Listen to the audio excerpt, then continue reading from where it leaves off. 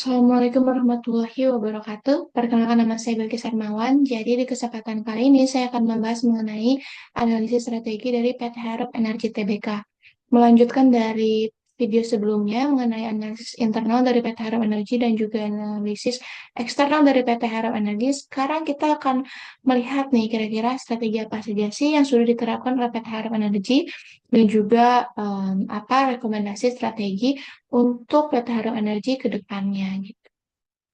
Oke, jadi seperti tadi sudah aku sebutkan bahwa kita akan membahas strategi dari PT Harum Energi Tbk. Jadi ini masuk ke bagian strategi formulation. Yang dimana yang pertama itu ada mapping implemented strategi. Jadi strategi apa aja sih yang sudah ditetapkan oleh PT Harum Energi Tbk, baik dari segi corporate, bisnis maupun fungsional strateginya. Nah dari segi corporate, PT Harum Energi Tbk itu sudah menerapkan backward integration dengan mengoperasikan tambang batubara sendiri melalui anak perusahaannya, juga memiliki infrastruktur pendukung yang meningkatkan efisiensi dan mengurangi ketergantungan pada pemasok. Lalu juga ada forward integration yang mengelola distribusi dan penjualan secara langsung untuk memperkuat posisi di pasar ekspor dan mengoptimalkan margin keuntungan. Lalu ada horizontal integration, jadi PT Harum itu mengakuisisi mayoritas saham PT Westro Metal Industri untuk memperluas kapasitas produksi nikelnya.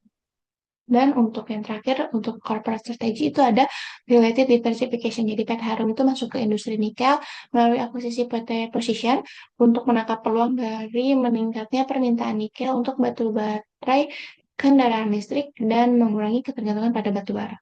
Nah, untuk bisnis strateginya, pertama ada cost leadership. Jadi PT Harum itu mengintegrasikan rantai produksi batu bara secara vertikal sehingga menekan biaya dan menawarkan harga yang kompetitif. Lalu untuk differentiation, jadi PT Harum itu mendiversifikasi bisnisnya ke sektor nikel termasuk investasi dalam proyek teknologi HPAL melalui ada perusahaan PT Blue Sparking Energy untuk memproduksi nikel berkualitas tinggi untuk baterai kendaraan listrik. Lalu untuk cost focus, jadi PT Harum itu mengoptimalkan biaya untuk memenuhi kebutuhan pelanggan di segmen sensitif harga seperti pembangkit listrik di negara berkembang. Untuk differentiation fokus, jadi PT Harum itu menargetkan pasar spesifik seperti produsen batu baterai dan sektor energi terbarukan dengan teknologi pengolahan yang canggih. Lalu untuk first mover, jadi sebenarnya PT Harum itu bukan first mover, tapi lebih ke early mover. PT Harum itu berperan sebagai early mover di proyek KPL untuk menangkap peluang industri nikel yang sedang berkembang. Lalu untuk blocking maneuver dan bypass attack, PT Harum itu menghindari persaingan langsung di sektor batubara dengan mengalokasikan sumber daya ke bisnis nikel yang bernilai tinggi. Strategi defensifnya, PT Harum menciptakan hambatan masuk melalui kepemilikan infrastruktur, konsensi, dan teknologi. Juga melakukan serangan balik lewat efisiensi operasional dan penyesuaian harga, juga mendorongkan dorongan pesaing untuk menyerang dengan menjalin aliansi strategis bersama perusahaan-perusahaan global. Untuk joint venture, jadi PT Harum itu bersama anak usahanya PT Layar Lintas Jaya itu mendirikan PT Harum Nika Perkasa pada Juni 2023 dengan tujuan memperkuat koordinasi dan kontrol dalam diversifikasi bisnis nikel. Lalu untuk value change partnership, jadi PT Harum itu menjalin kerjasama strategis dengan Eternal Tinction Group Limited untuk mengembangkan proyek nikel di kawasan industri Wadeban. Functional strategi PT Harum itu dari sisi marketingnya juga mengembangkan sektor nikel sejak 2020, melancarkan proyek HPL ke 2023, dan juga menyesuaikan harga untuk pasar tujuan seperti Eropa. Distribusi fokus pada ekspansi ke Asia dan Eropa, mengurangi ketergantungan pada China, dan promosinya itu dilakukan melalui pemasaran daring dan partisipasi di pameran-pameran industri. Dari segi finance, jadi PT Harum itu fokus pada pendanaan ekspansi nikel melalui pinjaman LP 10 triliun, penerbitan SUWK sebesar 411,91 juta US dollar, dan juga alokasi capex sebesar 11,12 triliun rupiah. Investasi ini diperkuat dengan akuisisi saham nikel dan pemberian pinjaman tanah usaha serta tidak membagikan dividen pada tahun 2023 untuk memperkuat kas internal dari PT Harum. Lalu untuk operationnya, PT Harum itu fokus pada diversifikasi nikel, penerapan standar keselamatan, pengelolaan SDM terencana, akuisisi tambang strategis, dan juga optimalisasi layout tambang. Perusahaan juga meningkatkan efisiensi dengan kebijakan logistik hemat biaya, produksi fleksibel, dan pemeliharaan yang preventif. Dari segi human research, PT Harum itu rekrutmennya ada rekrutmen lokal yang dimana pelatihan keselamatan digital, peningkatan kompensasi, serta program kesehatan dan work-life balance juga turut pertimbangan oleh PT Harum. Nah, langkah ini tuh untuk meningkatkan produktivitas, loyalitas, dan efisiensi kerja. Dari segi R&D, PT Harum itu fokusnya pada diversifikasi ke sektor nikel. Dengan investasi dan R&D sejak 2023 juga mengembangkan teknologi pengolahan dan smelter nikel pada tahun 2024 untuk meningkatkan efisiensi, kualitas, dan daya saingnya di pasar global. Selanjutnya, setelah kita membahas mengenai strategi apa aja sih yang sudah diterapkan oleh PT Harum dari TBK, selanjutnya adalah kita membahas mengenai strategi alternatif mapping. Jadi, strategi-strategi yang direkomendasikan dari hasil analisis sebelumnya untuk PT Harum dari TBK ke depannya gitu. Yang di sini yang pertama itu udah ada dari Post Matrix. Jadi ini tuh mempertimbangkan dari sisi internal dan eksternal Petarum. Internal ada strength dan weakness dan eksternal ada opportunities dan threats Petarum gitu. Yang dimana di sini strategi untuk strength dan opportunities Petarum itu yang pertama memanfaatkan diversifikasi ke sektor nikel untuk menangkap permintaan energi alternatif di pasar Asia. Lalu yang kedua menggunakan infrastruktur logistik terintegrasi untuk mempercepat ekspansi ke pasar baru dan meningkatkan efisiensi operasi tambang modern untuk memaksimalkan keuntungan dari kenaikan harga batu bara. Untuk strength and threats-nya, itu strateginya adalah memanfaatkan diversifikasi ke sektor nikel untuk mengurangi risiko dari transisi ke energi terbarukan. Mengoptimalkan infrastruktur untuk menekan biaya operasional dan tetap kompetitif, juga menggunakan teknologi operasi tambang modern untuk mengelola risiko fluktuasi harga dan efisiensi biaya. Untuk weakness and opportunity, strateginya adalah mengurangi ketergantungan pada harga dengan memperluas pasar internasional dan kontrak jangka panjang, mengembangkan strategi kepatuhan regulasi untuk memastikan kelangsungan ekspansi ke pasar baru, dan meningkatkan retensi karyawan dengan insentif dan pelatihan untuk mengoptimalkan keuntungan dari tren kenaikan harga. Lalu untuk weakness and threats-nya, itu yang pertama PT Harum itu mengembangkan strategi hedging untuk mengurangi dampak ketergantungan pada harga, lalu meningkatkan kepatuhan dan hubungan dengan pemerintah untuk menghadapi ketentuan regulasi dan meningkatkan kesejahteraan karyawan dan program retensi untuk mengatasi turnover yang tinggi. Selanjutnya ini mapping dari E-matrix gitu ya. Di sini tuh mempertimbangkan dari IPAS dan EPAS. Yang pertama itu untuk skor EPAS yang setelah kita analisis dari analisis eksternal di video sebelumnya itu dapat skor 3,44 yang dikurangi 1 jadi 2,84. Dan untuk IPAS itu dapat skor 4,34 yang dikurangi 1 menjadi 3,34. Jadi di sini bisa disimpulkan bahwa harapan dari TBK itu ada di kolom keempat yang dimana ikhlasnya itu strong dan juga ikhlasnya itu average. Nah, di kolom keempat ini, strategi yang tepat untuk katakan energi TBK itu ada strategi backward, forward, dan horizontal integration, market penetration, market development, dan juga product development.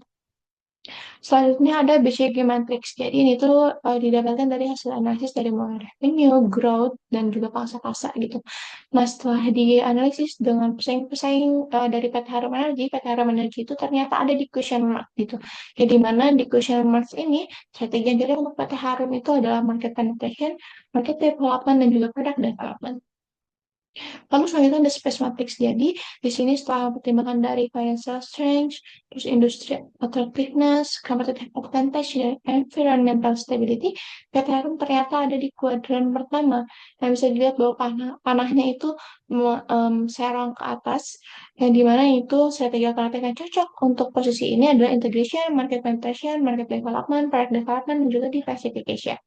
Dan yang terakhir ini mapping dari Grand Matrix yang dimana setelah dipertimbangkan bahwa Pataran itu ada di kuadran kedua gitu, yang dimana strategi alternatif yang cocok untuk Pataran berarti product development, market penetration, horizontal, vertical integration, dan liquidation atau divestiture. Nah, setelah kita dapat nih strategi alternatif untuk PT Harum gitu dari berbagai matriks yang sudah dipertimbangkan, kita juga perlu mempertimbangkan pro dan kontranya gitu. Ini pro untuk keseluruhan, jadi PT Harum Energy itu punya berbagai strategi yang potensial untuk memperkuat posisi bisnis dan memperluas pasarnya. Yang pertama ada strategi integrasi, backward, forward, maupun horizontal yang tadi sudah dibahas. Ini tuh bisa meningkatkan kendali atas rantai pasok, efisiensi distribusi, dan pangsa pasar melalui akuisisi tambang lain. Lalu untuk market penetration dan development, ini tuh pro-nya adalah menawarkan peluang memperbesar volume penjualan dan menjangkau pasar internasional yang berkembang seperti India dan Vietnam. Untuk diversifikasi dan produk development, khususnya ke sektor nikel dan energi terbarukan, itu bisa memberi peluang pertumbuhan jangka panjang dan mengurangi ketergantungan pada batu bara. Nah, untuk kontranya, jadi seluruh strategi yang tadi direkomendasikan untuk PT Harum itu punya resiko yang cukup besar gitu ya, dimana pertama untuk strategi integrasi itu butuh investasi yang tinggi dan berpotensi untuk memperumit manajemen operasional. Lalu penetrasi dan pengembangan pasar juga menghadapi tantangan persaingan ketat seperti biaya ekspansi. Diversifikasi dan pengembangan produk itu butuh waktu lama, riset pasar mendalam, dan risiko kegagalan. Sedangkan untuk divestasi, itu juga bisa nurunin nilai perusahaan dan juga menimbulkan sentimen negatif di pasar. Jadi, strategi alternatif ini tuh sebenarnya kalau misalnya nggak dikelola dengan baik, justru bisa melemahkan posisi keuangan dari PT Harum sendiri gitu, dan juga menciptakan ketidakpastian jangka pendek. Nah, selanjutnya setelah tadi kan udah dapat banyak banget nih strategi alternatif untuk PT Harum gitu kan. Nah, selanjutnya strategi-strategi tersebut itu dipertimbangkan ulang dengan berbagai indikator dari SFAS gitu, yang dimana pada akhirnya didapatkan bahwa strategi-strategi yang direkomendasikan untuk PT Harum tiga teratas. Yang pertama itu ada horizontal integration, yang dimana ini tuh memungkinkan PT Harum untuk mengakuisisi perusahaan sejenis untuk memperkuat posisi pasar, meningkatkan pangsa, dan juga mengurangi persaingan. Nah, strategi ini tuh mendorong efisiensi operasional dan juga sinergi produksi dan distribusi, juga memperluas jaringan distribusi. Nah, ini tuh relevan untuk menghadapi persaingan ketat dan meningkatkan daya saing di pasar domestik maupun internasional untuk PT Harum tuh. Yang kedua itu ada backward integration. Jadi ini tuh memberi PT Haru kendali lebih besar atas rantai pasokan, khususnya bahan baku seperti batu bara. Nah, strategi ini tuh cocok sekali untuk mengurangi ketergantungan pada pemasaran eksternal, menekan risiko gangguan pasokan dan fluktuasi harga, juga meningkatkan efisiensi dan stabilitas operasional dalam menghadapi tantangan pasar global. Dan yang terakhir untuk product development, jadi untuk memperluas portofolio dan mengurangi ketergantungan pada satu komoditas, dengan mengembangkan produk yang lebih ramah lingkungan dan berkualitas tinggi, PT Harum ini bisa menjangkau pasar baru, meningkatkan kepuasan pelanggan, dan menyesuaikan diri dengan tren energi terbarukan serta regulasi yang berkembang. Terakhir adalah strategi integration to financial aspect. Jadi di sini bisa dilihat, di sini ada beberapa indikator financial aspect yang sudah dihitung di analisis internal di video sebelumnya. 2023 itu adalah perhitungan yang sudah terrealisasi bersumber dari laporan keuangan PT Haram Energi. Lalu 2024 itu adalah forecast gitu untuk 10% dan 2025 ada targetnya dengan forecast 20%. Di sini liquidity ratio yang pertama itu ada current ratio, terus ada quick asset ratio dan cash ratio. Nah, untuk um, mencapai target di 2025 dari ketiga indikator ini, itu strategi planning yang tepat adalah backward integration. Lalu untuk cash turnover, itu strategi planning yang tepat adalah horizontal integration, dan inventory to net working capital ratio itu strategi yang tepat adalah backward integration. Lalu dari sisi leverage, itu debt to asset ratio, strategi yang tepat adalah horizontal integration, lalu debt to equity ratio juga horizontal, long term debt to equity ratio backward, dan time interest earn ratio itu horizontal. Dari sisi activity ratio itu inventory turnover dan working capital turnover itu strategic planningnya adalah backward. Lalu untuk receivable turnover dan fixed asset turnover, strategic planning yang tepat adalah horizontal. Lalu total asset turnover itu horizontal dan average collection period. Untuk mencapai target, strategi planning yang tepat adalah product development. Dari sisi profitability ratio, itu yang pertama ada gross profit margin, itu cocoknya pakai backward. Return on investment cocoknya pakai product development. Return on equity, earning percent, net profit margin itu cocoknya pakai horizontal integration. Lalu operating profit margin dan return on asset juga cocoknya pakai horizontal integration. Dari book to market, baik dari price earning maupun market itu cocoknya pakai product development. Dan yang terakhir ada dari growth ratio, sales dan net income, itu strategi tepat untuk mencapai target di 2025 itu adalah horizontal integration. Oke, mungkin sekian yang bisa saya sampaikan mengenai analisis strategi dari PT Harum Energi Tbk. Kurang lebihnya mohon maaf. Terima kasih banyak.